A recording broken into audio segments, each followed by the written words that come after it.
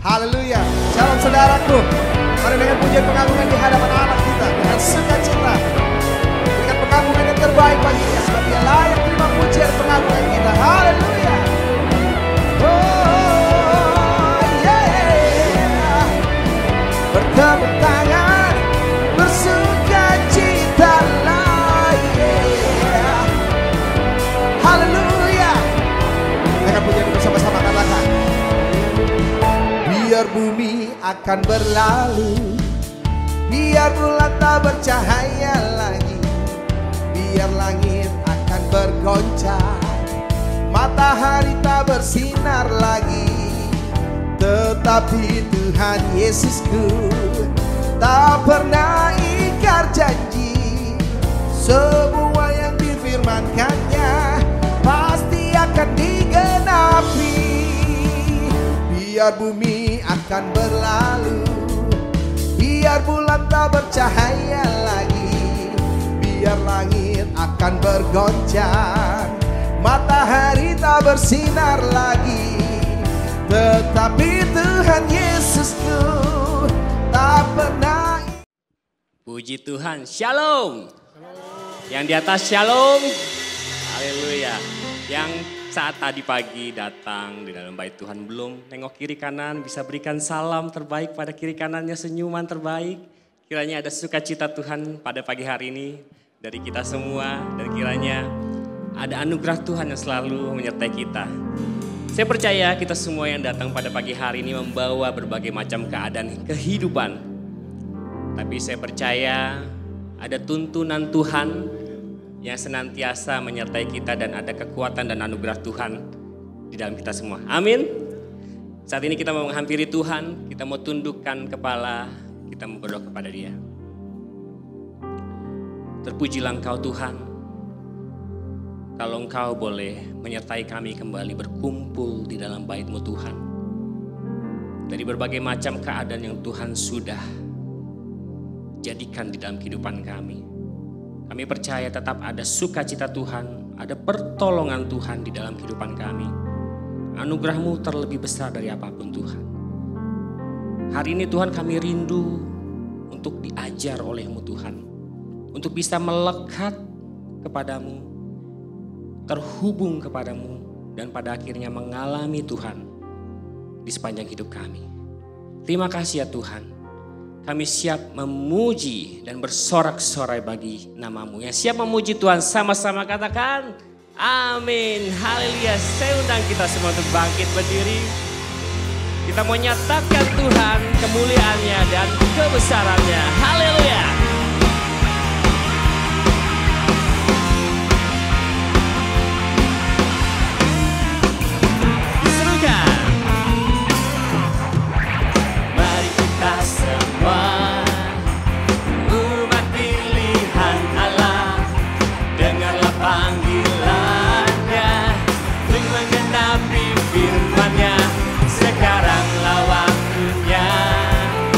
Berdiri bagi bangsa ini, mari maju umat pemenang. Haleluya. Mari kita semua umat pilihan Allah, dengarlah panggilannya untuk menggenapi firman-Nya. Sekaranglah waktunya untuk berdiri bagi bangsa ini. Mari maju umat pemenang. Bukan bangkit, nyatakan kemuliaannya. Bukan bangkit, nyatakan kebesarannya. Sampai setiap lutut berteduh, semua lidah mengaku Yesus Kristus Dialah Tuhan, Raja segala raja. Dialah Raja.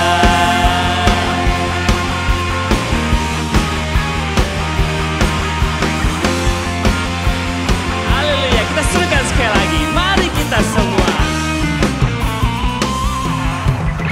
Mari kita semua umat pilihan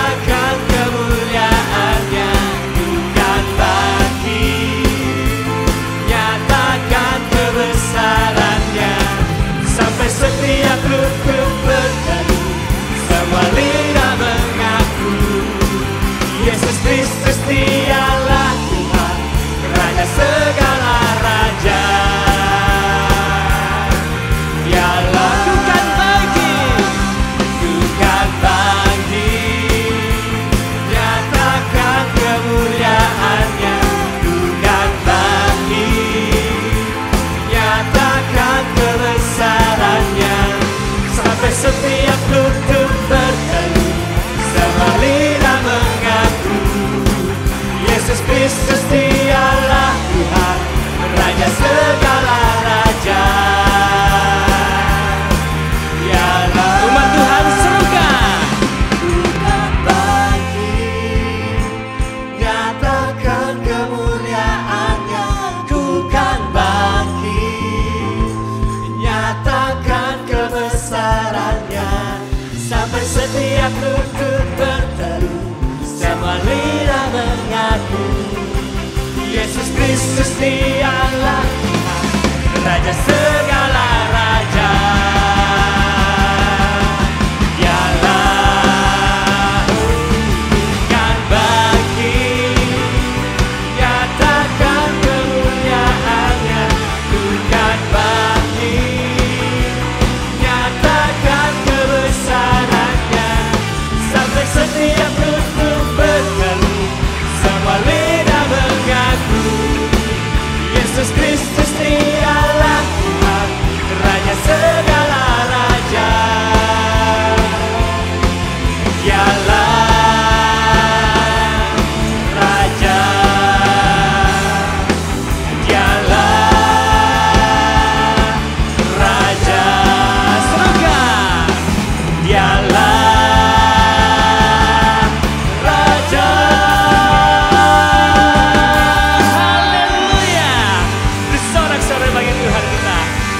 Haleluya. Yang merasa hidupnya sudah dimenangkan oleh Yesus Kristus, dilambaikan tangannya. Kita serukan sama-sama ya.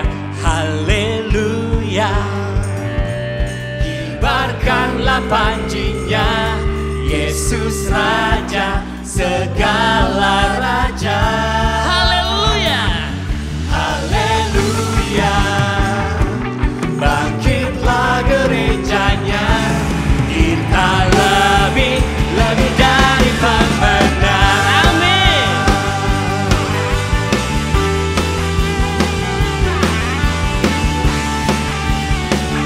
Kita serukan, kita lebih dari pemenang.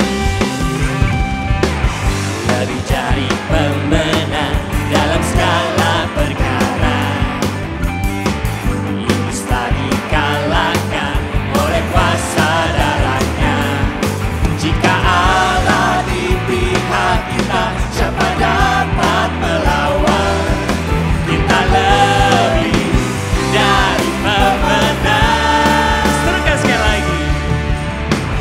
Kita dari pemenang dalam segala perkara. Iblis telah dikalahkan oleh kuasa darahnya. Jika Allah di pihak kita, siapa dapat melawan? Kita lebih dari pemenang. Haleluya, haleluya. Kibarkanlah panjinya, Yesus Raja segala raja. Haleluya. Bangkitlah gerejanya, kita lebih dari pemenang. Haleluya, haleluya. Kibarkanlah panjinya, Yesus Raja segala raja. Haleluya. Bangkitlah gerejanya, kita lebih dari pemenang. Kita lebih dari pemenang. Kita lebih dari pemenang. Haleluya. Bersorak-sorai bagi Tuhan kita. Amin. Haleluya. Saya persilakan duduk kembali jemaat Tuhan. Terpujilah Tuhan.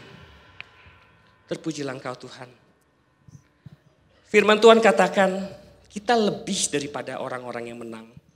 Oleh karena Dia yang telah mengasihi kita. Yang telah berkorban di atas kayu salib dan telah membenarkan dan memenangkan kita oleh darahnya yang kudus. Ya Tuhan, sebagai orang yang sudah dimenangkan, kami rindu Tuhan untuk diajar, untuk terus melekat, untuk terus terhubung kepadamu. agar kami terus mengalami Tuhan di sepanjang hidup kami. Terpujilah nama-Mu ya Tuhan.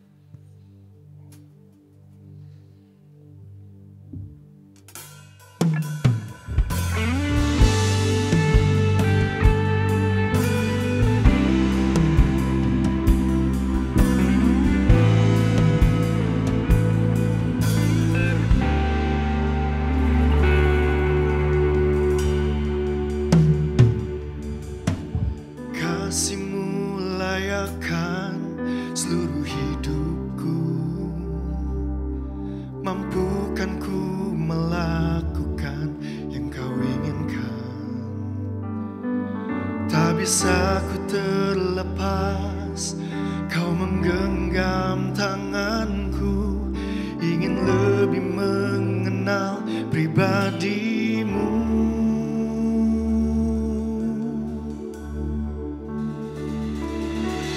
Ku terhubung denganmu, selalu melekat di hatimu. Firman-Mu itulah dasar hidupku yang berdaulat atasku.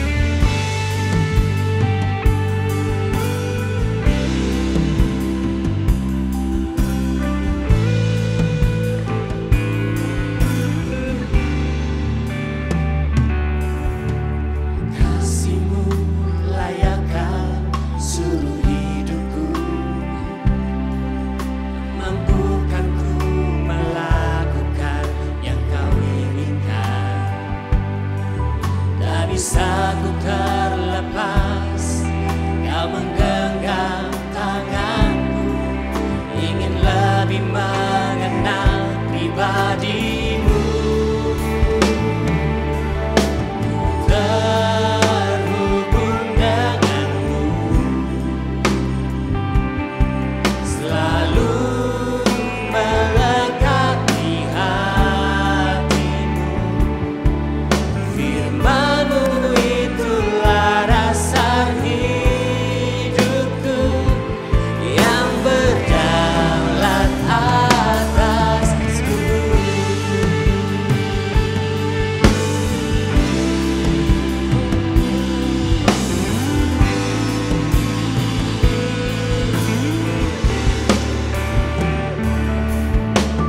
Kasih-Mu layakkan seluruh hidupku,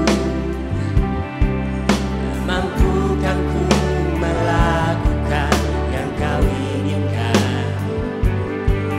Tak bisa ku terlepas, Kau menggenggam tanganku, ingin lebih mengenal pribadi-Mu.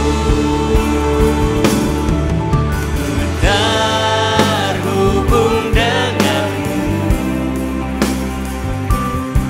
selalu melekat di hatimu. Firman-Mu itulah dasar hidupku yang berdaulat atasku. Terhubung denganmu, selalu melekat di hatimu. Firman-Mu itulah dasar hidupku yang berdaulat atasku.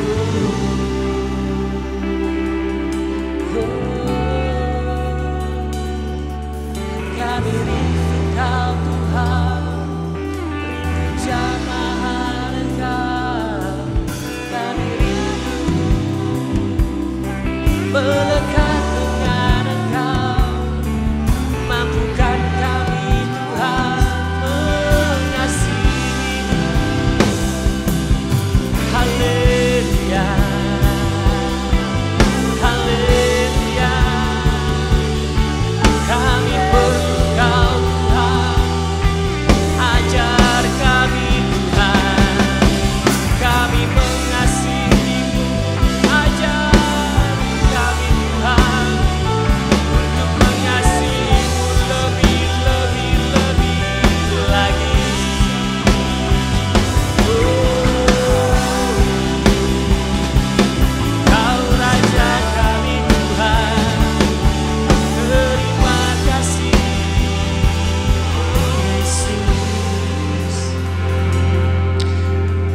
Mustahil kami Tuhan untuk melekat dan terhubung denganmu tanpa kami mengasihimu.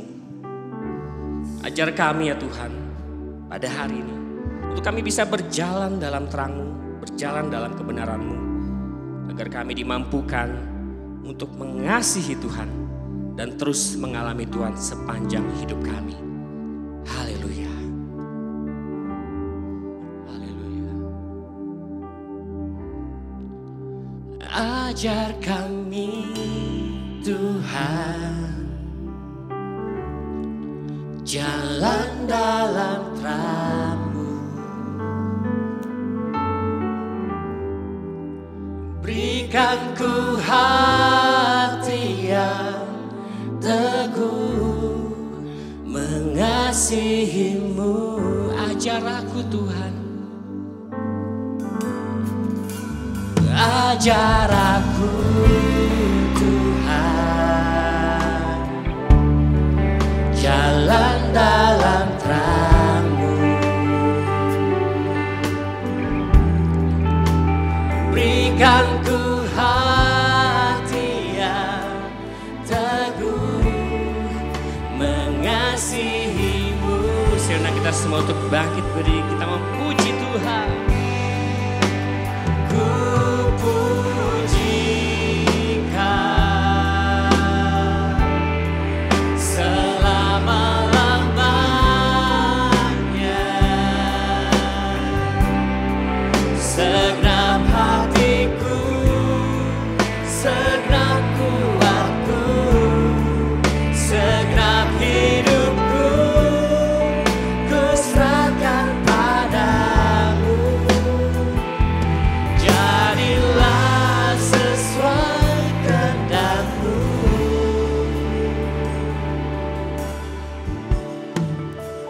Ajar aku Tuhan jalan dalam terang-Mu, berikan ku hati yang teguh mengasihi-Mu. Ku pujikan, ku pujikan selama-lamanya, segenap hatiku, segenap kuatku, segenap hidupku, ku serahkan padamu. Jadilah sesuai kehendak-Mu. Ku pujikan selama-lamanya, segenap hatiku, segenap kuatku, segenap hidupku, ku serahkan padamu. Jadilah sesuai kehendak-Mu. Jadilah sesuai kehendak-Mu. Jadilah sesuai kehendak-Mu.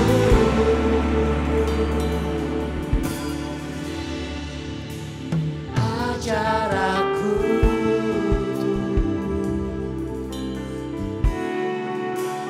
Yesus Tuhan. Kita kasih tepuk tangan yang meriah sekali lagi buat Tuhan kita. Terima kasih Tuhan.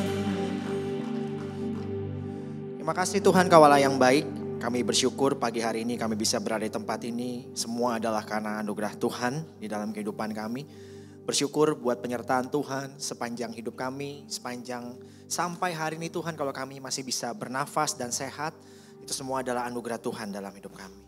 Tuhan, sebentar kami mau mendengarkan firman-Mu. Kami mau buka hati kami untuk kebenaran firman Tuhan. Berkati hamba-Mu, juga urapi semua Tuhan jemaat yang ada di tempat ini. Kami mau buka hati dan hamba-Mu berdoa biarlah hati kami semua jadi hati yang subur buat ditanami oleh benih kebenaran firman sehingga firman Tuhan bisa berakar, bertumbuh dan berbuah dalam hidup kami. Terima kasih Tuhan Yesus, kami siap dengan firman-Mu, segala kuasa yang mengganggu penyampaian firman kami usir dalam nama Yesus. Dan biarlah Tuhan, hikmat Tuhan yang ada di tempat ini bersama kami semua. Dalam nama Tuhan Yesus kami berdoa dan mengucap syukur. Semua yang siap dengan firman Tuhan katakan bersama-sama.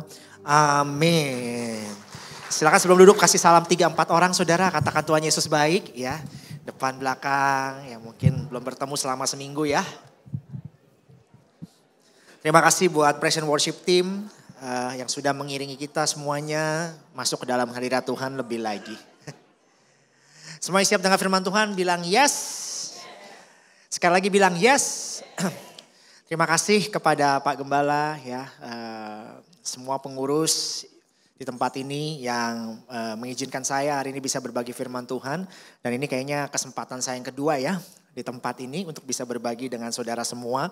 Sangat senang bisa kembali lagi pada hari ini Bapak dan Ibu sekalian semuanya. Dan hari ini saya diberi tema tentang Teach Me karena dalam 1 bulan ini ternyata saudara memiliki tema bulanan yaitu belajar soal pemuridan. Betul ya?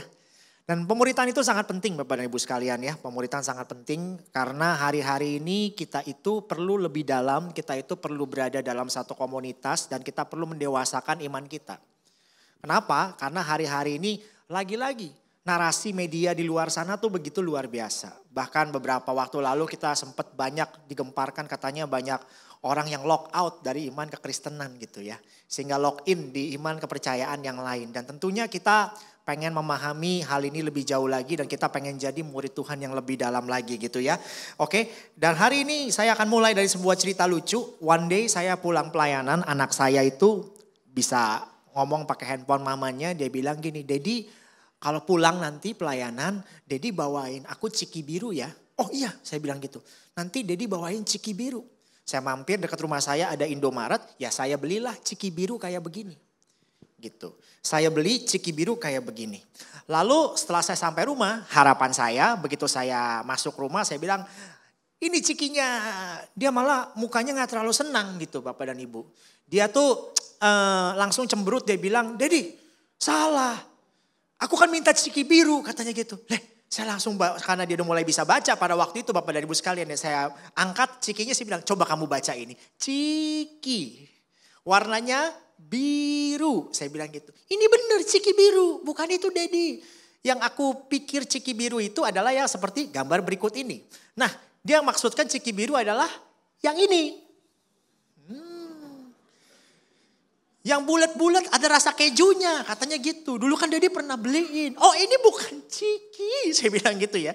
Ini namanya Smacks. Cuman apakah dia salah? Dia tidak merasa salah. Apakah saya salah? Saya bisa undang pengacara untuk membuktikan. Saya tidak salah. Karena ya beneran literally saya bawa ciki biru. Tapi ternyata apa yang ada di konsepnya dia. Dengan apa yang ada di pemikiran saya adalah dua hal yang jauh berbeda.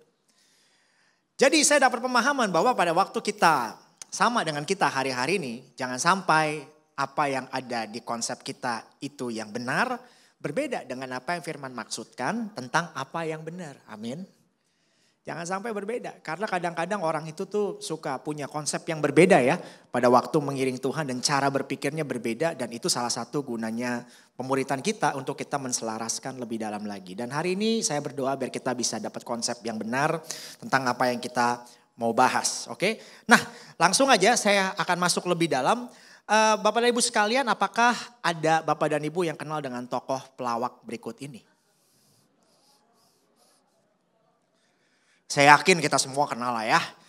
Ya ini namanya bolot. Kadang-kadang ini dijadikan jargon bercandaan ya kan. Kalau kita lagi ngobrol sama teman kita begitu diajak ngomong gak nyambung. Kita bilang apa? Dasar bolot katanya gitu. Karena diajak ngomong gak nyambung gitu Bapak Ibu sekalian ya. Seorang pelawak kondang Indonesia yang terkenal dengan karakternya yang memang bolot. Ya, alias budek gitu ya.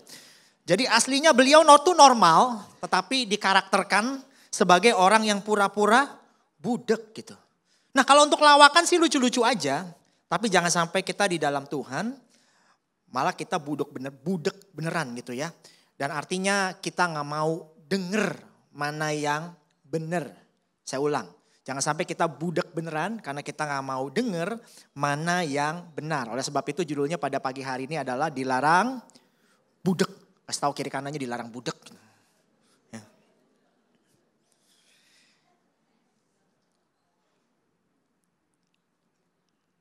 Lagi-lagi saya sampaikan tadi ya, kita ini hidup di dunia yang narasinya tuh luar biasa, luber, berbanjir dengan berbagai informasi atau narasi yang dunia mau sampaikan kepada kita orang-orang Kristen. Beda dengan zaman saya remaja dulu. Sekarang dunia luas itu hanya sebatas layar yang ada di tangan kita aja. Dulu kalau kita mau kuliah ke luar negeri, kita harus sampai luar negeri, betul ya? Tapi sekarang ini kalau kita mau ke luar negeri, wah gak perlu. Karena sudah bisa dari rumah kita. Teknologi membuat semuanya jadi mudah dan mungkin. Dan itu positifnya. Nah negatifnya, begitu banyak informasi yang kita terima, maka kita punya masalah baru. Yaitu apa? Mau milih yang mana yang mau kita jadikan sumber. Gak kurang-kurang deh di grup WA, saya yakin tiap hari ada aja video dari TikTok lah. Mesti makan inilah, olahraga itulah dan sebagainya. Tiap hari rasa-rasanya pasti mampir di setiap handphone kita gitu ya. Contoh sederhananya aja tentang kemajuan teknologi dengan aplikasi si hijau ini ya. Aplikasi si hijau ini misalkan dulu ya zaman saya, kalau saya mau makan Chinese food, makan Fuyung Hai aja. Saya mesti minim-minim, zaman saya dulu ada telepon. Apa di sini yang generasi muda pernah lihat telepon yang diputer gak? Saya pernah, saya masih hidup di zaman itu ya. Angkat telepon, teleponnya diputer. Begitu telepon, halo Ci bakmi ya gang 14 ya? Ci pesen bakmi ya 3 ya, nanti aku ambil. Nah, kalau kita mau makan ke sana, minim-minim kita cuma bisa telepon, kita datang, kita ambil. Atau dia punya armada antar, dia yang antar ke rumah kita. Gitu kan. Itu zaman dulu. Tapi dengan adanya aplikasi si hijau ini, maka kita gak perlu ke tempatnya. Kita cukup pesan pencet-pencet via HP. Nah di sini kan ada 2 tim. Yang satu tim cepet, maunya cepet aja. Tapi ada yang tim kedua kayak saya pada waktu mau pesan makanan. Yang dilihat apanya coba? Apa yang dilihat? Saya yakin darah Tionghoa saya juga bergelora ya. Pada waktu melihat makanan yang saya cari juga bukan hanya rasanya juga saya cari. Tapi yang kedua yang saya cari adalah bener diskonnya. Ya kan? Diskonnya. Karena kita ini yang sama-sama raja diskon pasti adalah tim taktis ya. Karena bukan sekedar rasa tapi yang penting apa? Diskonnya dong. Dan kita cermatin satu demi satu. Karena memang ya kita itu orangnya gak mau rugi aja. Betul atau betul? Jangan-jangan cuma saya doang ya. Mana pendeta gak mau rugi lagi.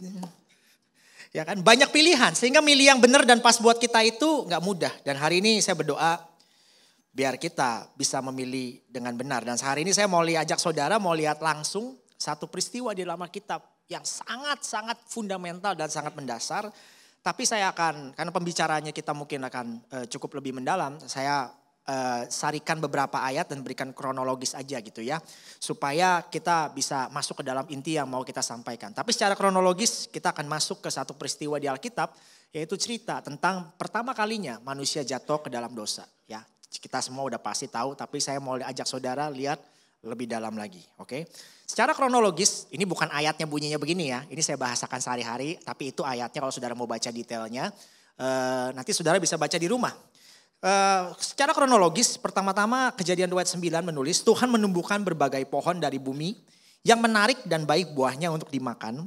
Juga pohon kehidupan serta pohon pengetahuan yang baik dan yang jahat. Jadi kita tahu Tuhan ciptakan menumbuhkan beberapa pohon yang paling terkenal kan pohon kehidupan satu. Yang kedua pohon pengetahuan yang baik dan yang jahat. Oke secara kronologis demikian.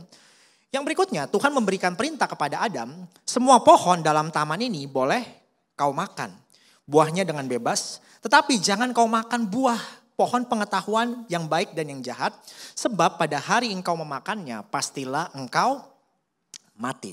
Ya, secara kronologis demikian. Lalu yang ketiga, Tuhan menciptakan pasangan buat Adam, yaitu perempuan atau kita kenal sebagai Hawa, ya sebut saja dia Chihuahua, perempuan, penolong yang sepadan. Oke, berikutnya.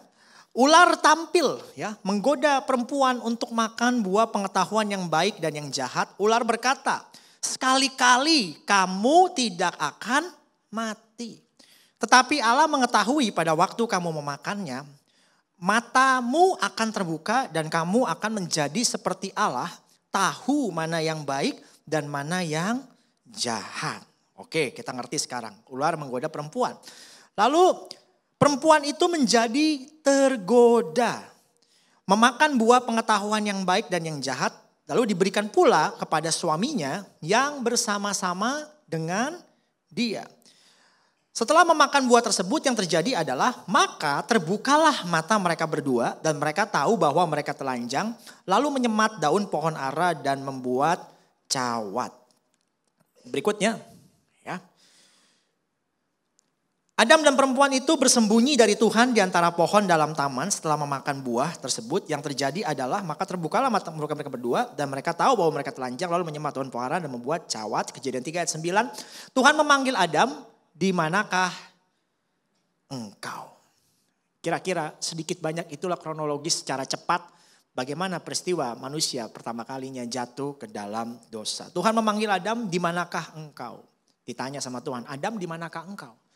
Kata di manakah, bukan Tuhan tidak tahu Adam ada di mana. Karena sangat jelas pasti Tuhan itu Tuhan yang maha tahu. Tuhan tahu Adam di mana gitu ya. Tapi ini merujuk atau menunjuk kepada pertanggungjawaban Adam pada waktu itu.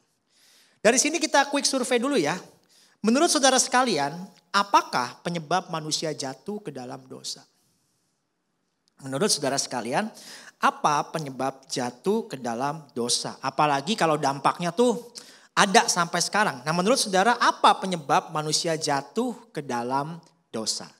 Sambil saudara berpikir dan merenungkan karena waktu, saya coba menebak ada beberapa kesalahpahaman yang ada di kepala kita biasanya di sini. Kesalahan umum yang pertama biasanya adalah penyebab manusia jatuh ke dalam dosa. Yang pertama adalah dikatakan katanya perempuan adalah penyebab manusia jatuh ke dalam dosa. Dan semua yang pria yang dengan yakin berani katakan jangan coba-coba amin. Begitu engkau amin pulang tidak aman ya. Apakah perempuan adalah penyebab manusia jatuh ke dalam dosa? Ada orang yang berkata, benar itu gara-gara Hawa sih. Makanya kita semua nih jatuh ke dalam dosa. Iblis kan menggoda Hawa ya. Makanya wanita itu adalah makhluk yang paling sering digoda katanya gitu. Ini cocok logi saudara ya. Itu sebabnya kalau wanita dominan di dalam keluarga, ya ada lagi yang ngomong, makanya wanita tuh gak boleh dominan di dalam keluarga. Tuh si Hawa suruh Adam makan buah pengetahuan yang baik dan yang jahat. Hancur itu manusia gara-gara wanita terlalu dominan di dalam keluarga. Kalau wanita dominan ya kayak Hawa tuh. Apalagi ada narasi-narasi lucu belakangan yang beredar di kalangan kita sendiri. Katanya kalau wanita di dalam keluarga itu yang dominan suka ada lucu-lucu kayak begini Bapak dan Ibu sekalian ya.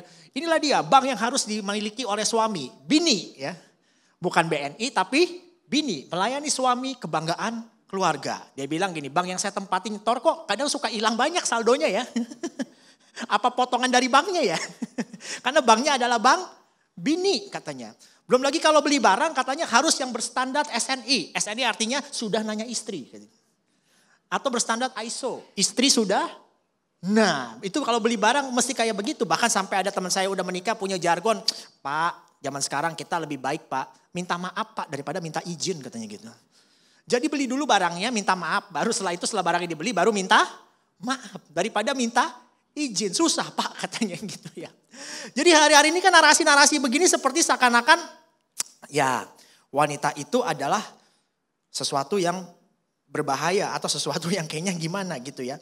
Itu sebabnya ada teman bercanda ya sama saya kalau saya jalan sama istri katanya Pak Andre kalau jalan sama istri kadang-kadang ke mall ya kok gandengannya romantis sekali. Terus saya bercandain lagi ini bukan romantis ini ekonomis. Karena entah kenapa wanita itu kalau lagi jalan di mall katanya sinyalnya itu kenceng sekali Bapak dan Ibu ya. Tahu aja gitu seluk-beluk sebelah mana toko mana yang sale gitu. Makanya kita gandeng supaya ekonomis gitu. Dia mau jalan jangan gitu. Aduh gitu ya. Jadi apa benar sih? Ini perintah ini gara-gara Hawa gitu Bapak Ibu sekalian ya. Padahal kalau kita mau lihat perintah pertama jangan makan buah yang baik dan yang jahat itu diberikannya kepada Adam loh. Kita lihat ya. Kalau kita baca di Kejadian 2 ayat 17 sampai 18 dikatakan apa? Tuhan memberi perintah kepada Adam. Tuhan memerintah kepada Adam ya. Dan guess what? Kalau kita mau baca lagi, pada waktu Hawa mau memakan buah pengetahuan yang baik dan yang jahat itu dikatakan diberikannya juga kepada suaminya yang bersama-sama dengan dia. Berarti Adam itu ada di sebelahnya juga. Jadi kalau kita punya narasi iblis menggoda Hawa sendirian gitu. Hawa mau makan, baru dia cari Adam. Dam, enak Dam. Bukan begitu. Alkitab menyatakan bahwa Adam ada bersama-sama dengan dia. Gitu. Jadi perempuan itu melihat bahwa buah pohon itu baik untuk dimakan dan sedap kelihatannya. Lagi pula pohon itu menarik hatinya karena memberi pengertian. Yang mengambil buahnya dimakannya diberikan juga kepada suaminya yang bersama-sama dengan dia. Jadi keliru ya. Bukan gara-gara perempuan. Yang perempuan katakan bersama-sama Nah. Bukan gara-gara perempuan. Keliru ya. Itu narasi yang pertama yang biasa orang keliru, yang umum gitu. Yang kedua adalah Tuhan sengaja membuat manusia berdosa. Wah, ini lebih lumayan tuduhannya. Tuhan sengaja buat manusia tuh berdosa.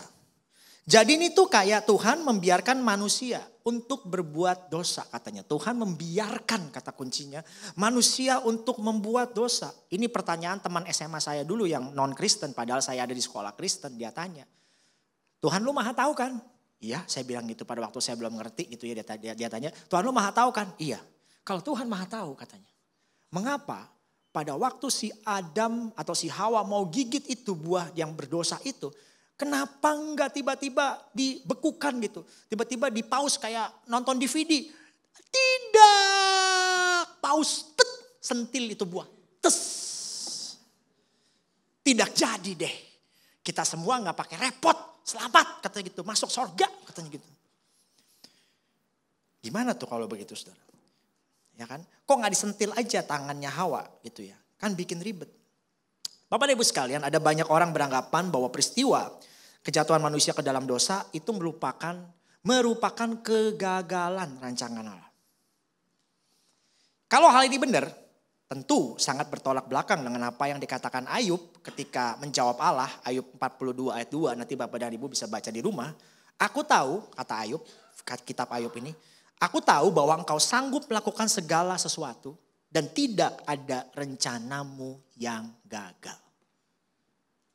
Kalau penciptaan manusia adalah kegagalan, aku tahu bahwa engkau sanggup melakukan sesuatu, kata Ayub, ya kan, Ayub 42 ayat 2, dan tidak ada rencanamu yang gagal. Bagaimana kita memandangnya sekarang? Adalah satu konsekuensi dari ayat sebelumnya. Sebenarnya peristiwa ini saudara adalah satu konsekuensi sebenarnya. Dari ayat sebelumnya, pada waktu Tuhan menciptakan manusia serupa dan segambar dengan dia, maka ada sesuatu di sana yang namanya kehendak bebas. Semua bilang kehendak bebas. Kalau kita semua tidak punya kehendak bebas, kita adalah robot. Semua bilang robot. Yang udah disetel dari sananya. Dan tidak ada satu istilah yang namanya Tuhan adalah kasih. God is love gak masuk hitungan. Kenapa? Karena saudara disetel untuk mengasihi Tuhan. Yang ngerti katakan amin. Gak bisa.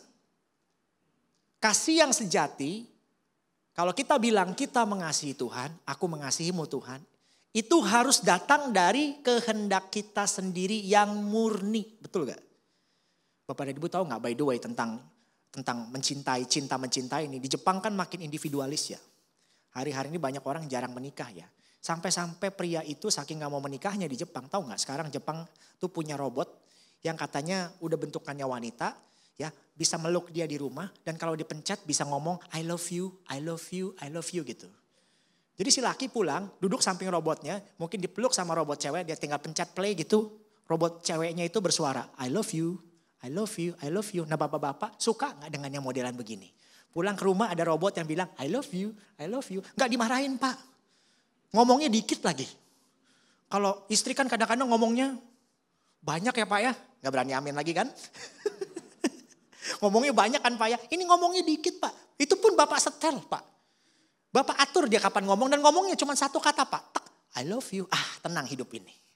Di Jepang tuh begitu udah mulai ada. Tapi apakah ada rasa itu maksud saya. Begitu si robot ini ngomong I love you. Ada rasa gak tuh kira-kira? Gak ada lah. Karena yang ngomong roh udah disetel demi dia. Jadi itu loh. Kalau Tuhan menciptakan manusia langsung disetel dengan begitu. Ya kita kan dianggapnya robot. Padahal kita diciptakan serupa dan segambar dengan Allah. Dan lagian Allah adalah kasih. Maka gak bisa kita eliminasi nih yang namanya kehendak bebas ini. Amin. Walaupun Tuhan tahu ada konsekuensi dari pilihan mereka sendiri. Ada konsekuensi dari pilihan manusia. Manusia bisa memilih yang berbeda dari apa yang dia mau.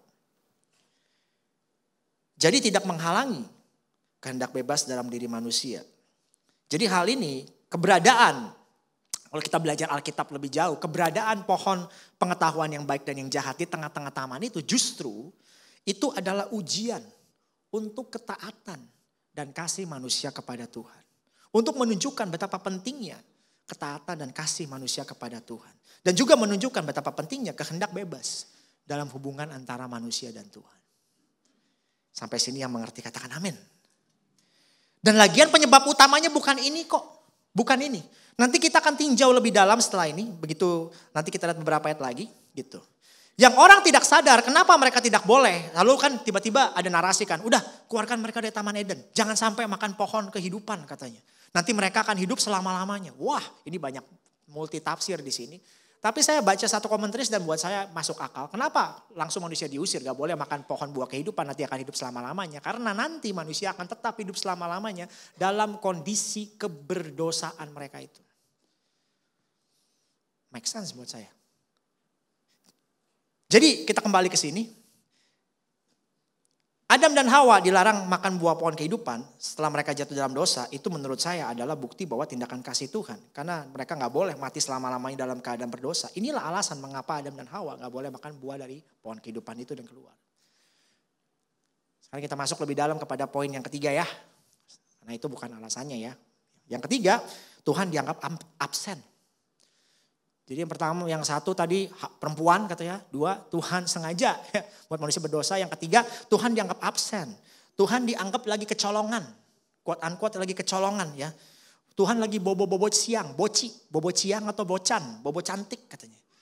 Jadi begitu Tuhan bobo siang, tiba-tiba begitu bangun, Adam, dia makan buahnya. Kayak kecolongan gitu Tuhan.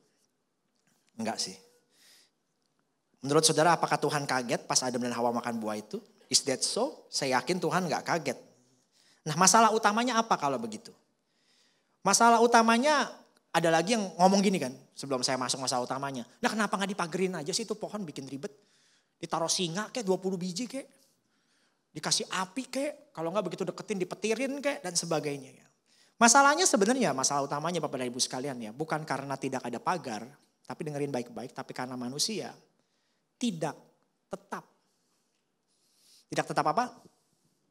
Mau mendengar perintah Tuhan. Manusia tidak tetap mau mendengar perintah Tuhan. Tidak tetap mau.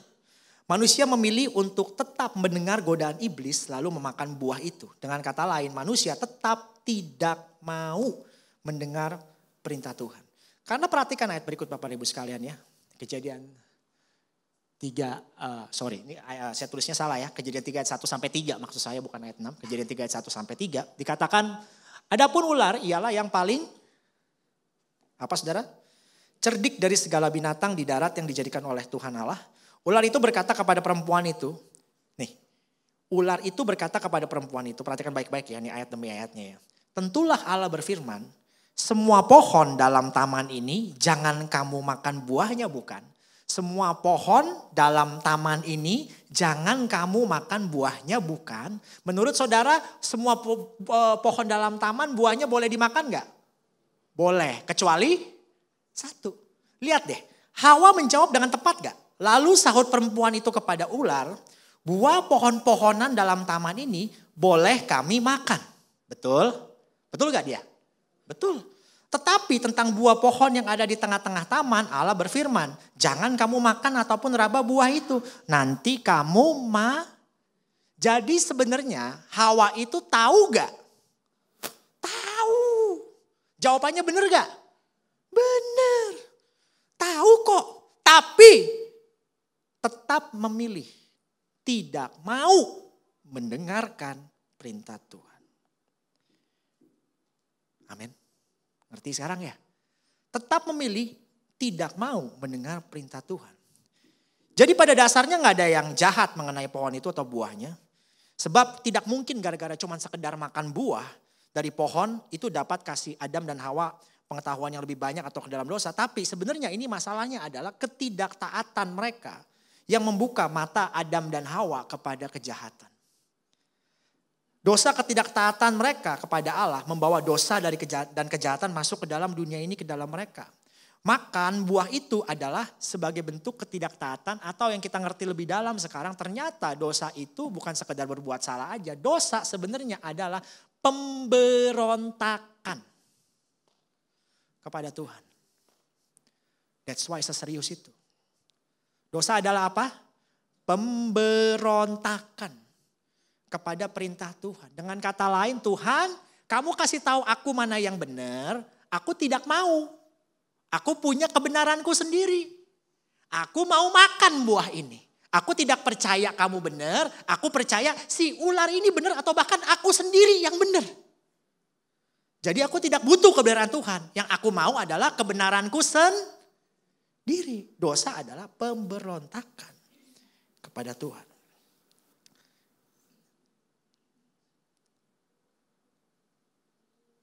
Jadi pada mulanya Tuhan tidak menghendaki sebenarnya Adam dan Hawa jatuh ke dalam dosa. Tapi ya itu semua terjadi gitu. Dan Tuhan menempatkan pohon pengetahuan yang baik dan yang jahat itu untuk kasih yang namanya pilihan ya. Bertanya dengan kehendak bebas. Mengizinkan adanya pilihan dalam hidup kita. Mengizinkan ditaruhnya pohon itu adalah tes untuk ketaatan. Dan Adam dan Hawa memilih untuk memberontak kepada Tuhan. Yang artinya sebenarnya secara sederhana dari apa yang saya coba sampaikan adalah mereka berdua sadar dan ingat perintah Tuhan. Sadarkan dan ingat perintah Tuhan. Dan memang lebih mendengar perkataan ular. Dan memang lebih mau mendengar perkataan ular. Akibatnya kejahatan, dosa, penderitaan, penyakit melanda dunia sampai sejak saat itu sampai sekarang. By the way, inilah yang saya percaya adalah cara bercerita orang Yahudi untuk menggambarkan kebagaimanaan manusia jatuh ke dalam dosa. Jadi prinsip sebenarnya adalah manusia mau memilih kebenarannya sendiri daripada kebenaran Tuhan. Dan keputusan Adam dan Hawa ini menuntut korban berikutnya. Karena Tuhan adalah kasih, dia tahu ini akan terjadi. Dan Yesus harus turun untuk mencucurkan darahnya untuk kita semua. Dan melalui iman kita kepada Kristus kita dibebaskan dari konsekuensi dosa dan akhirnya bebas dari dosa. Amin. Sampai sini saudara paham? Dan Tuhan tahu kok apa yang dia kerjakan.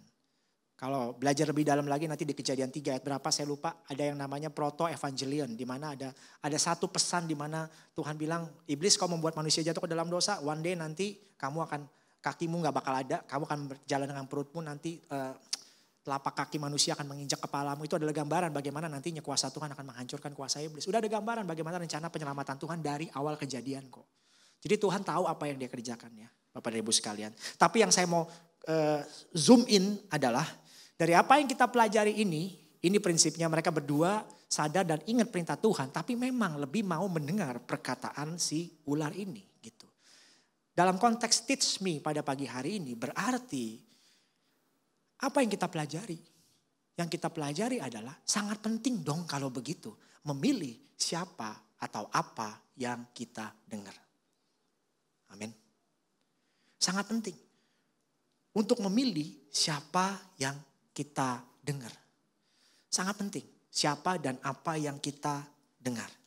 Dan mendengar di sini bukan cuma listen gitu. Kalau dalam bahasa Indonesia denger ya denger. Cuma satu kata.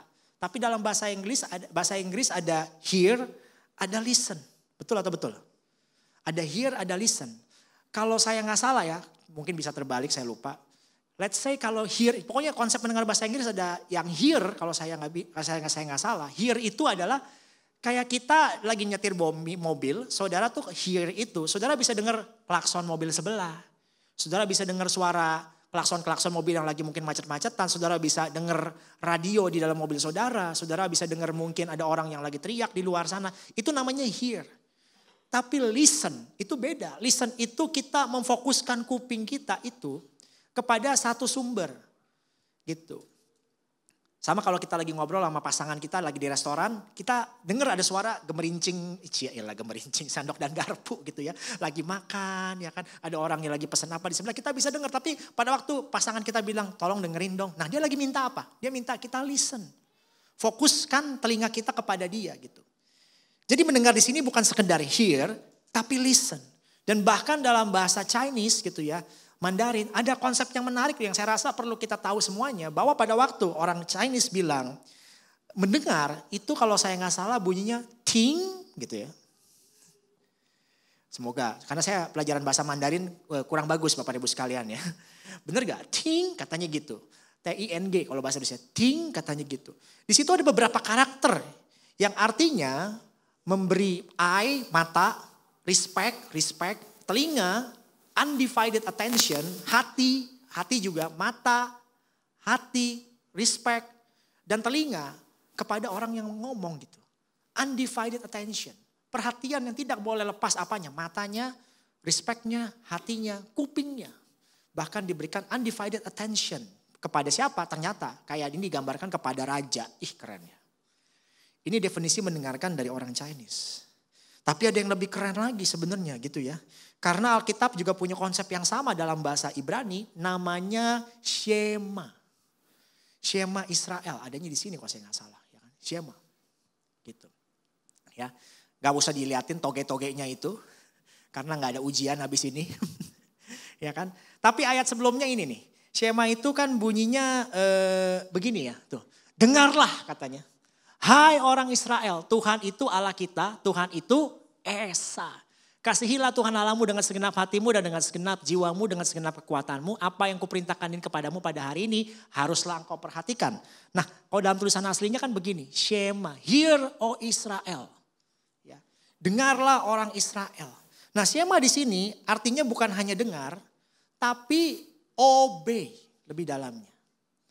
Obey, bukan hanya dengar tapi taatilah. Apa? Taatilah. Lebih dalamnya lagi obey itu apa? Saya coba cari bahasa aslinya, ngertinya lebih jauh itu ternyata indah sekali Bapak Ibu sekalian. Artinya apa?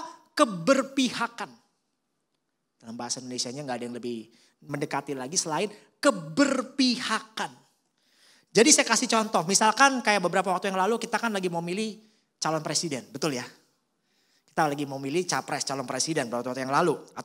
Atau tahun-tahun sebelumnya ya kita memilih calon presiden. Pada waktu tahun-tahun sebelumnya ada pertempuran di sini di Indonesia. Ya bukan pertempuran lah ya. Pada waktu kontestasi presiden itu ya kan. Kamu milih cebong atau kamu milih kampret. Kira-kira begitu kan pada waktu itu kan. Ya kan. Kamu pilih cebong atau kamu pilih kampret. Nah maksudnya pilih Pak Prabowo atau pilih Pak Jokowi. Kalau kamu mau dengerin Pak Jokowi maka kamu memilih keberpihakan kepada Pak Jokowi, dengernya begitu ya kan. Atau kamu memilih keberpihakan kepada Pak Prabowo. Karena pada waktu kamu berpihak kepada Pak Jokowi misalkan atau kepada Pak Prabowo misalkan, ya jangan dengerin yang pihak sono, kira-kira gitu menggambarkannya. Sampai sini paham? Keberpihakan. Jadi pada waktu kita dengerin, kita mau memutuskan kepada siapa saya mau keberpihakan saya ini saya letakkan. Kita harus tahu kepada siapa kita mendengarkan. Jadi masalah besar dari Adam dan Hawa adalah sebelumnya itu mereka hidup dalam kebenaran Tuhan. Tahu mengenai mana yang benar, mana yang salah sesuai kebenaran Tuhan. Tetapi mereka memilih keberpihakannya kepada si iblis atau si jahat itu. Sekarang kita ngerti. Dalam hidup kita pun sama kok. Setiap hari jujur deh. Ada gak pertempuran dalam diri, dalam hati. Bertempur terus kan tuh. Mau dengerin yang mana nih? Mau dengerin suara Tuhan, kebenaran Alkitab, atau pola pikir kita sendiri. Dan inilah pentingnya, kenapa? Permuritan sangat penting. Penting banget. Karena salah satu nilai atau hal yang paling susah dalam memuridkan adalah orang yang tidak mau belajar. Betul atau betul? Tidak mau belajar dan tidak mau diajar. Gak mau belajar dan gak mau diajar. Mau belajar satu poin, tapi another point menjadi pribadi yang mau diajar. Dan ini juga masalah yang terjadi dalam hidup kita. Masalah pada waktu kita mau menjadi belajar dan diajar aja ada satu kendala lagi. Kenapa kita penting sekali pemuritan? Atau kenapa penting sekali kita mau dengerin sih? Mau jadi murid dan mendengar kebenaran firman Tuhan dalam hidup kita. Karena biasanya masalah dalam kita dengerin itu apa sih? Masalahnya kan ini ya, kita cuma mau denger apa yang kita mau denger. Kita cuma mau denger apa yang kita mau denger. Ya macam-macam penyebabnya deh. Ada penyebabnya dari ajaran-ajaran yang orang tua kita masa dulu, nggak tahu deh. Ada juga yang gara-gara pengalaman pahit. Saya berulang kali sebelum menikahkan orang di gereja kami, karena gereja kami banyak yang muda gitu saudara ya. Yang pahit dengan calon pasangannya, pada waktu berantem, ribut-ribut. Yang wanita kadang-kadang ngomong, gue udah tahu kok, semua cowok tuh sama aja. Cowok tuh emang begitu kok, sama aja. Dari mana kalimat itu muncul? Semua cowok sama aja. Atau sebaliknya, ya cewek gitu deh kok. Mau menang sendiri, egois dan sebagainya. Dari mana? Kalimat-kalimat itu muncul based on pengalamannya. Based on apa yang terjadi dalam hidup dia. Based on apa yang dia lihat sehari-hari dari keluarganya. Padahal belum tentu itu yang benar.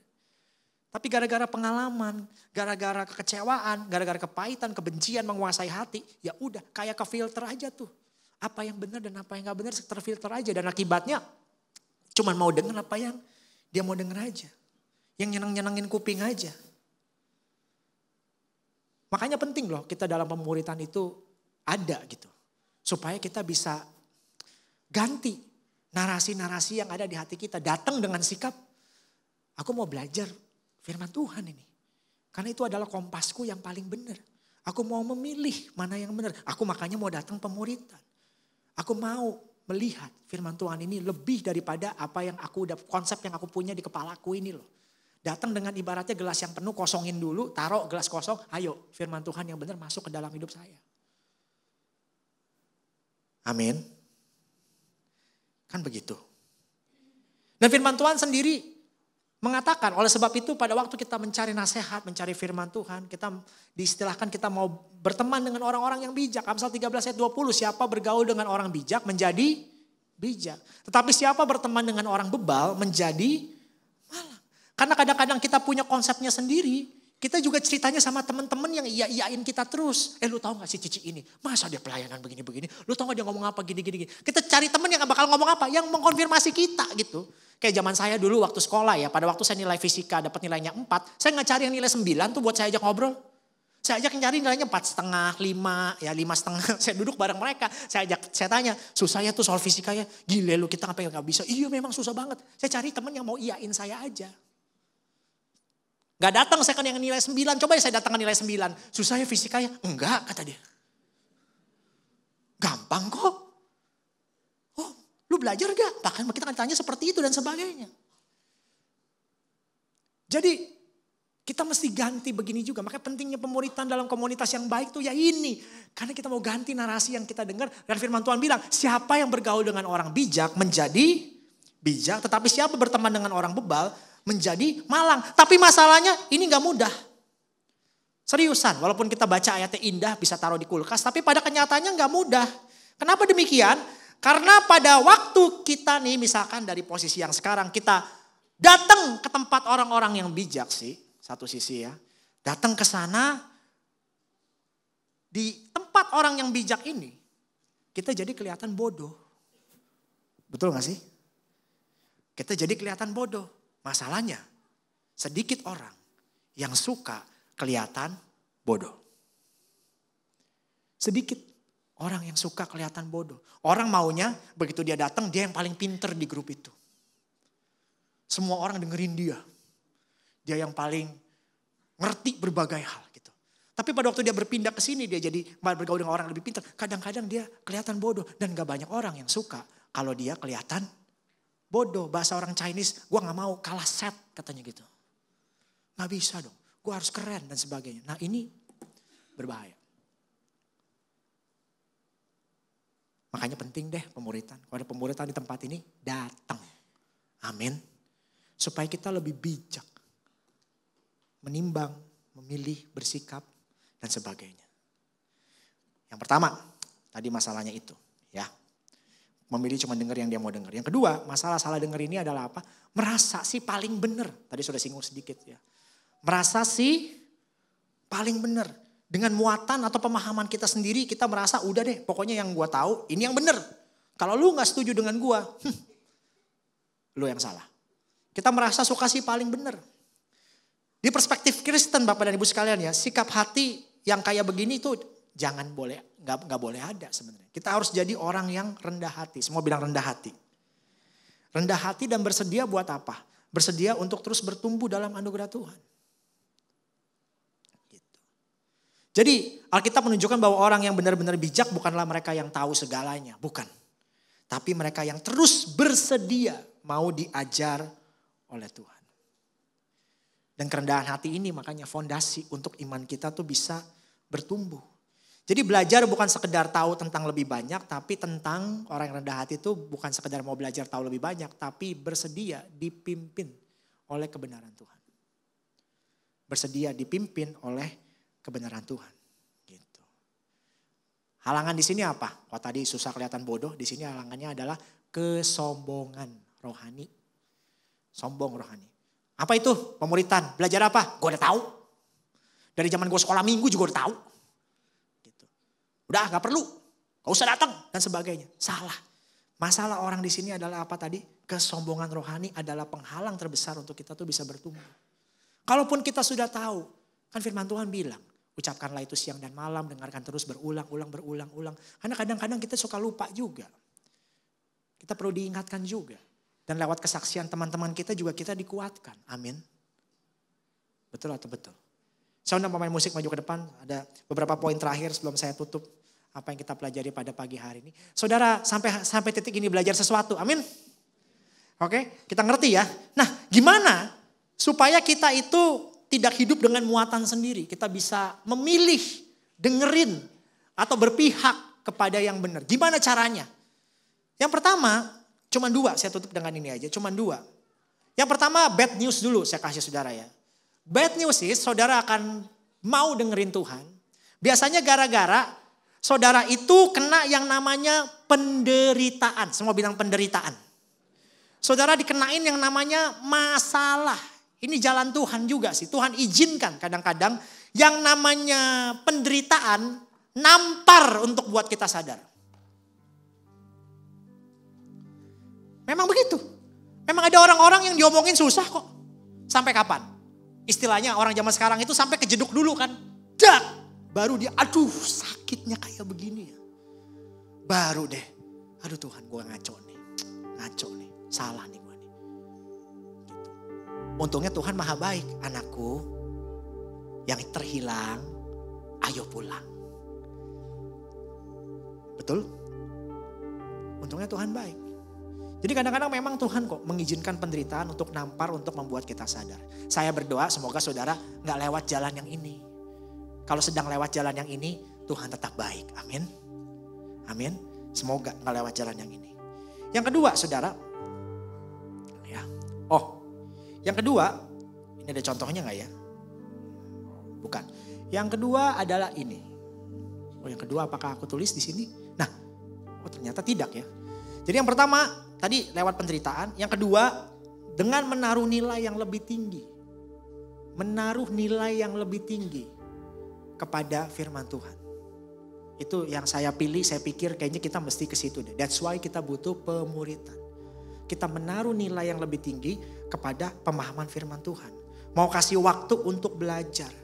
Dengan kata lain lebih dalamnya lagi udah belajar dan kita taruh di hati kita tuh kayak gini. Tuhan, aku udah baca, aku udah denger. Kemarin sesi pemuritan, aku lagi dimuridkan untuk ngomong misalkan sabar gitu. Misalkan, aku harus sabar Tuhan.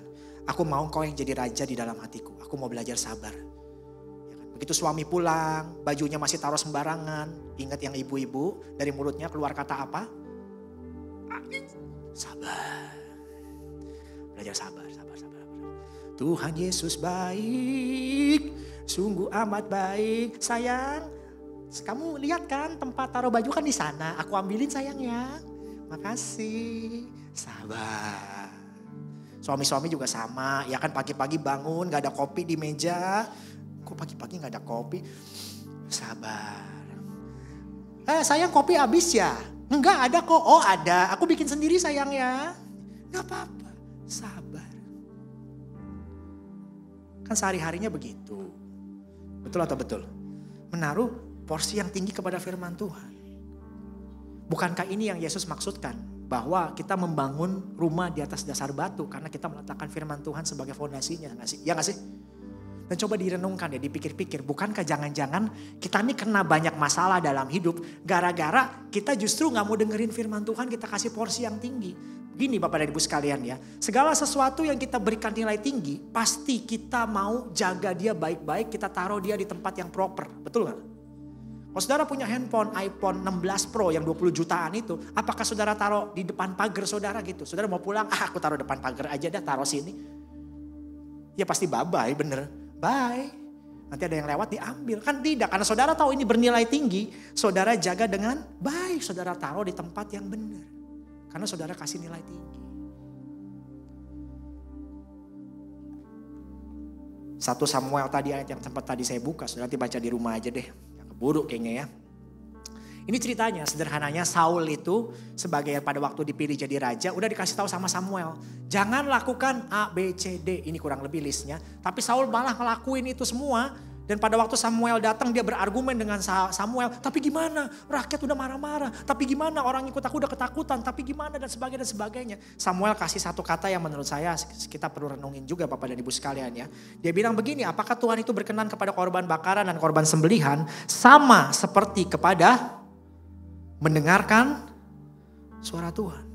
Sesungguhnya mendengarkan lebih baik daripada korban sembelihan, memperhatikan lebih baik daripada lemak domba-domba jantan. Kesimpulannya secara real yang kita hadapi dalam kehidupan kita setiap hari adalah apa? Apakah kita taruh porsi yang benar sih?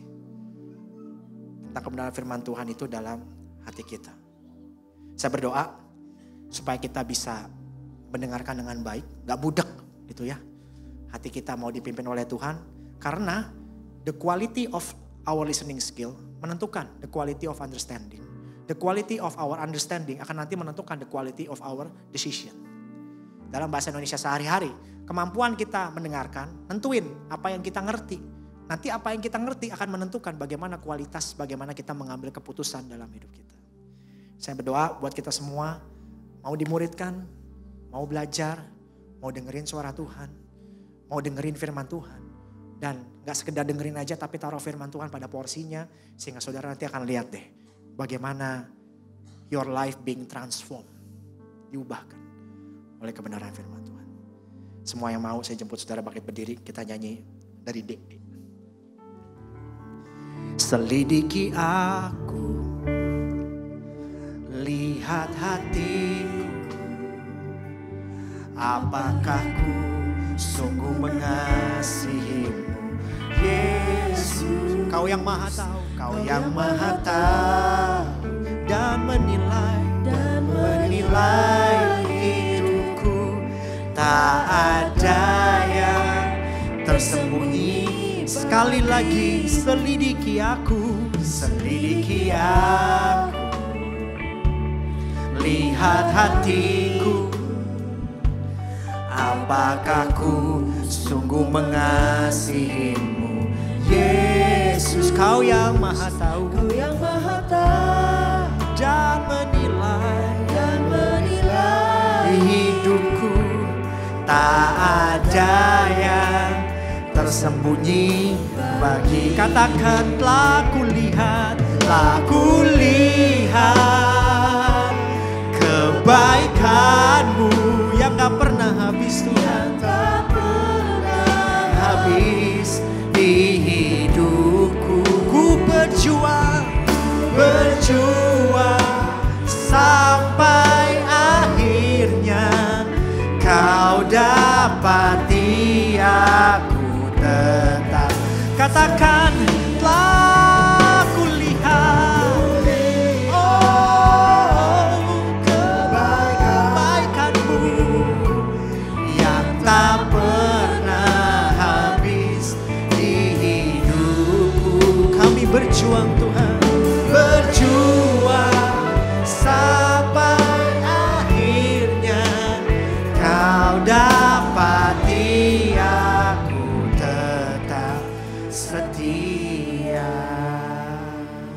kita tundukkan kepala Bapak dan Ibu sekalian. Hari ini firman Tuhan selesai disampaikan Tuhan. Bahasa hamba-Mu terbatas. Tapi biarlah Roh Kudus yang mengartikulasikan firman ini lebih dalam hati kami. Dan biarlah mulai hari ini Tuhan kami mengerti kemana kami harus berpihak. Kemana kami mau mendengarkan. Dan ampuni Tuhan kalau mungkin selama ini kami masih setengah-setengah Tuhan. Kadang dengerin, kadang kami kabur Tuhan. Walaupun kami tahu mana yang benar dalam hidup kami. Tapi biarlah mulai hari ini kami mau dimuridkan. Kami mau belajar. Kami mau menempatkan firman Tuhan pada porsinya dalam hidup kami. Tuhan, aku berdoa biarlah di tempat ini kami semua memiliki hati yang lembut. Hati seperti murid yang mau terus Tuhan.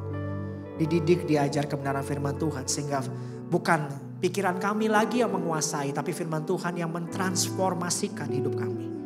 Aku berdoa di dalam nama Tuhan Yesus. Ada orang-orang yang dipakai Tuhan luar biasa dari tempat ini. Ada keluarga yang diubahkan. Ada hidup yang diubahkan. Karena mengenal kebenaran Tuhan dan kebenaran itu memerdekakan kami Tuhan Yesus. Terima kasih buat waktu yang singkat ini hamba-Mu selesai. Dan Tuhan pakai tim penggembalaan di tempat ini. Pastoral, semua pengurus Tuhan. Kau pakai untuk makin memuliakan nama Tuhan di tempat ini. Terima kasih Tuhan Yesus. Di dalam nama Tuhan Yesus. Semua yang diberkati firman Tuhan bersama-sama katakan amin. Kita kasih tepuk tangan yang meriah buat Tuhan. Kita serahkan kepada worship dulu.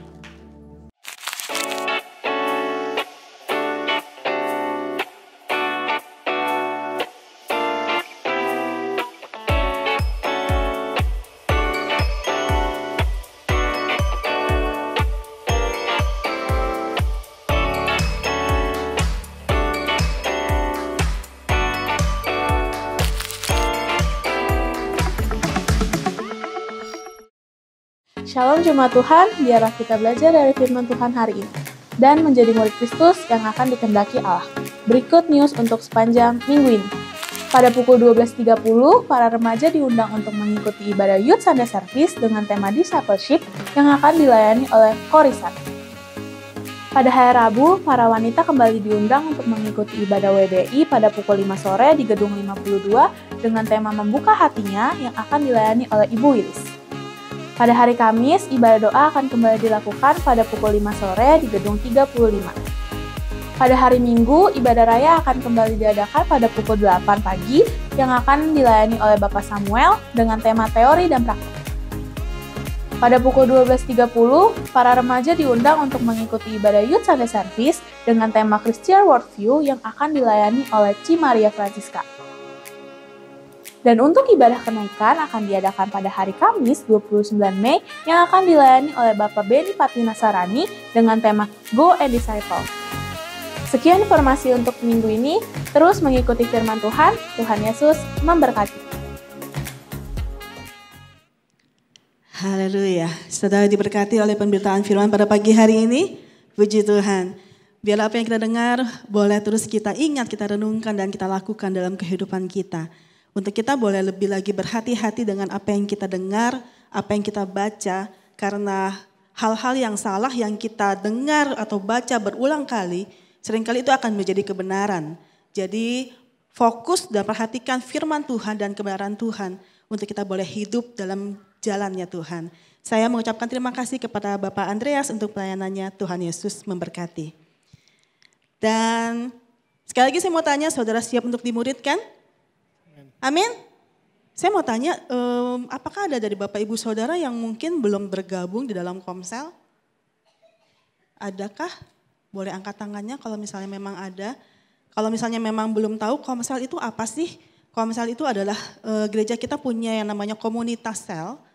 Jadi di dalam komunitas itu kita akan sama-sama belajar firman Tuhan, kita akan sama-sama dibentuk, kita akan sama-sama berdiskusi, jalan-jalan, makan-makan gitu ya. Dan itu ada beberapa tipe komsel yang berbeda-beda. Jadi ada komsel untuk anak-anak muda, ada komsel untuk anak-anak remaja, ada komsel bahkan untuk pasangan suami istri atau untuk ibu-ibu. Jadi apabila Bapak Ibu Saudara belum bergabung di dalam komsel, nanti boleh menghubungi Ibu Wilis dan nantinya akan ditempatkan di komsel-komsel yang sesuai. Baik, dan kalau saya nggak salah, saya ada lihat wajah baru di pagi hari ini. Apakah ada Bapak Ibu Saudara yang mungkin baru pertama kali hadir di ibadah pagi hari ini? Kalau berkenan boleh angkat tangannya. Adakah? Haleluya, puji Tuhan. Boleh kasih salam untuk yang teman-teman di sekelilingnya, boleh menyambut. Saya mengucapkan selamat datang, selamat bergabung di keluarga besar GB Jalan Barat Timur. Apabila Bapak Ibu Saudara belum memiliki gereja tetap, boleh terus ikut dalam ibadah kita setiap pagi jam 8 pagi. Baik. Satu hal yang mau saya ingatkan, nanti di bulan Juni untuk komunitas Pasutri akan berkolaborasi dengan remaja. Kita akan mengadakan, untuk yang Pasutri akan mengadakan seminar parenting ya. Dengan temanya connect. Connect itu apa sih? Connect itu dari kata connecting gitu ya. Jadi kadang-kadang seringkali orang tua ngerasa nggak connect sama anak-anaknya atau anak-anaknya nggak connect sama orang tuanya. Nah ini kita bikin temanya connect. Untuk pasangan suami istri akan ada seminar parenting tanggal 27 Juni. Itu hari libur. Kenapa saya beritahukan sekarang? Supaya diblok dulu tanggalnya ya. Dilingkarin di kalender, dicatat di agenda atau di handphone.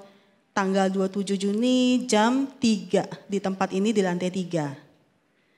Dan akan dilayani oleh Bapak Wendy Pratama dengan Ibu Helen Pratama.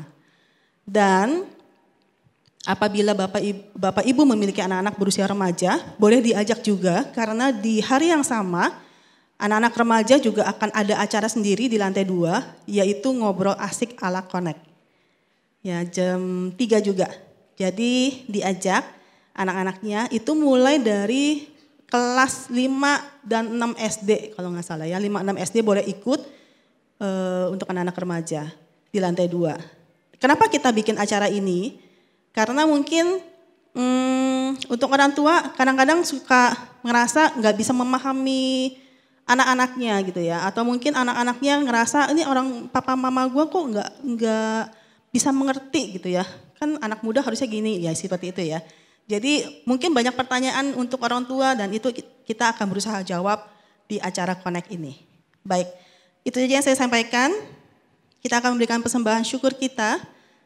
Persembahan akan dilakukan 2 kali. Bapak Ibu yang mengikuti secara online dapat melakukannya melalui transfer atau scan barcode di layar.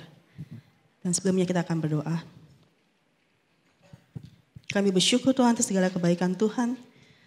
Bersyukur untuk kasih setiamu, untuk berkat-Mu dalam kehidupan kami. Kami bersyukur untuk kami boleh ada pagi hari ini sebagaimana kami ada. Dan pagi hari ini Tuhan, kami akan memberikan persembahan syukur kami. Sedikit dari begitu banyak berkat yang Tuhan berikan dalam kehidupan kami. Kami mohon Tuhan sucikan dan kuduskan. Dan biarlah persembahan ini boleh dipakai untuk pekerjaan Tuhan di tempat ini. Kami siap memberi dengan hati yang penuh ucapan syukur dan penuh sukacita. Haleluya. Amin.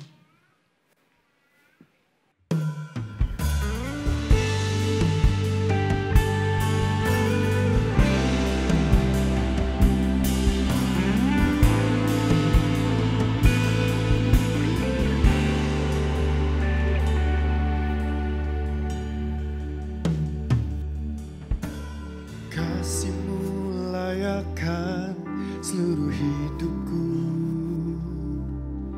mampukan ku melakukan yang kau inginkan. Tak bisa ku terlepas, kau menggenggam tanganku, ingin lebih mengenal pribadimu.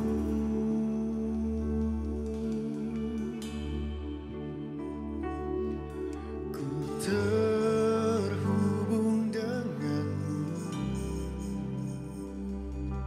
selalu melekat di hatimu. Firman-Mu itulah dasar hidupku yang berdaulat atasmu.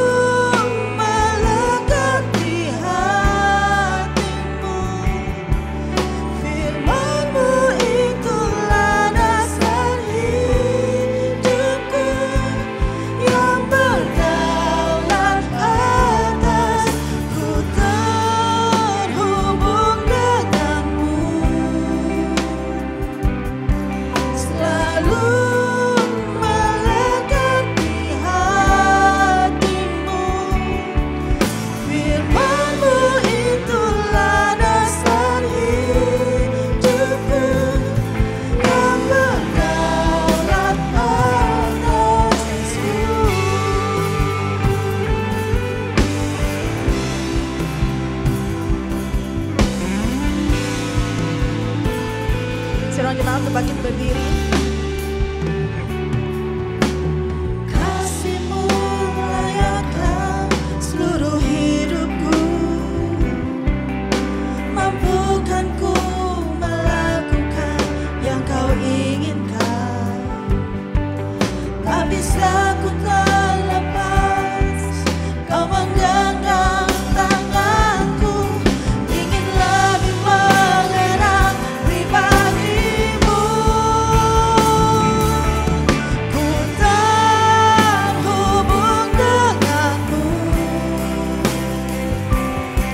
Selalu melekat di hatimu.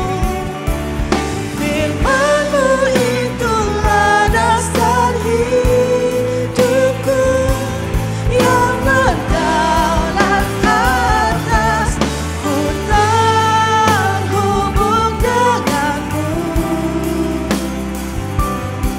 Selalu melekat di hatimu. Firman-Mu itulah dasar hidupku yang berdaulat atasku. Firman-Mu itulah dasar hidupku yang berdaulat atasku.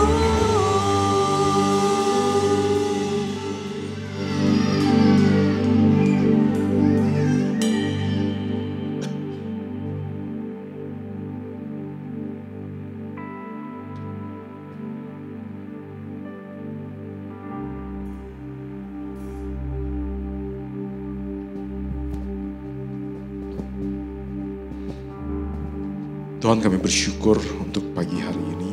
Kami boleh memuji, menyembah Tuhan. Kami boleh mendengarkan firman Tuhan. Tuhan, dalam perjalanan hidup kami, dalam perjalanan iman kami, Tuhan, mampukan kami untuk kami dapat menjadi murid Tuhan yang taat.